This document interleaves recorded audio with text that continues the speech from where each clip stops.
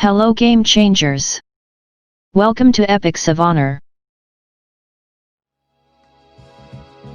What is ASEAN? The Association of Southeast Asian Nations, ASEAN for short, is an association that today consists of 10 Southeast Asian states. In 1967, Thailand, Indonesia, Malaysia, the Philippines and Singapore founded ASEAN. The aim was to improve economic, political and social cooperation, and also to balance political conflicts between these countries that existed as a consequence of decolonization. During Cold War, ASEAN members wanted to contain the influence of communism in the region. Times changed.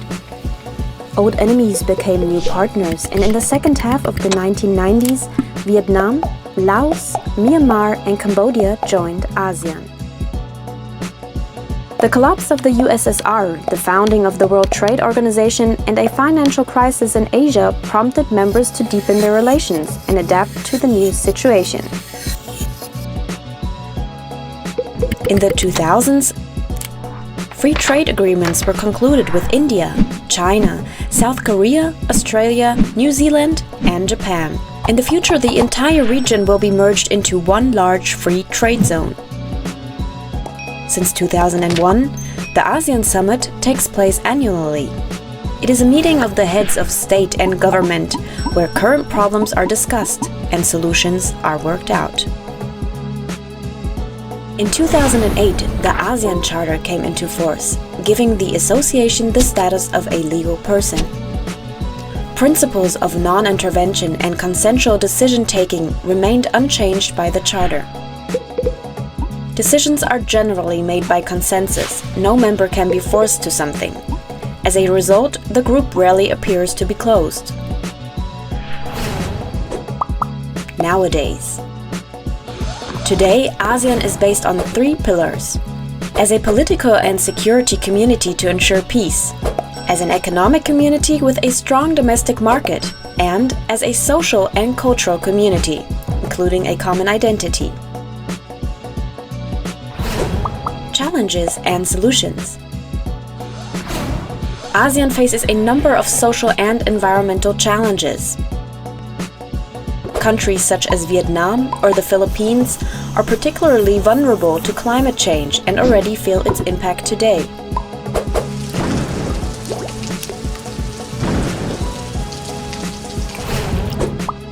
Problem: co-production. Nevertheless, member states plan to meet the energy demand by making primarily use of climate-damaging coal. Indonesia plans to build 117 new coal-fired power plants by 2025. Myanmar invests in gigantic hydroelectric power plants and coal. Laos builds dams on the Mekong.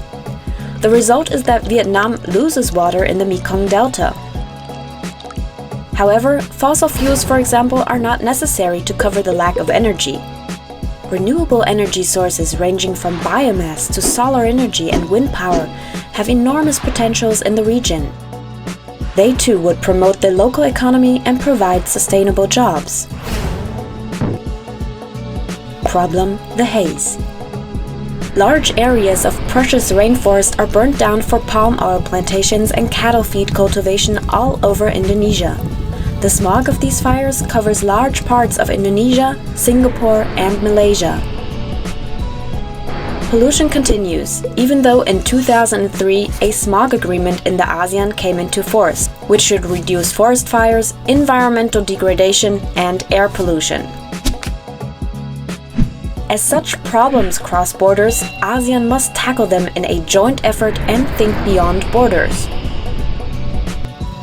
This can be done, for example, by taking up the suggestions made by CSOs, civil society organizations, aiming at installing a 4th pillar, the environmental pillar. It must ensure that the ecological limits are taken into account in the growth debate. only in case civil society is informed transparently and gets much more involved, acting free from state repression, social and environmental justice can arise. Serve people rather than profit. If you want to know how AI works or how artificial intelligence changed our world and 15 amazing facts about India, all information link in the description or click on the I button and also click right or left video. If you new in this channel, see others video also. Thanks for watching the video.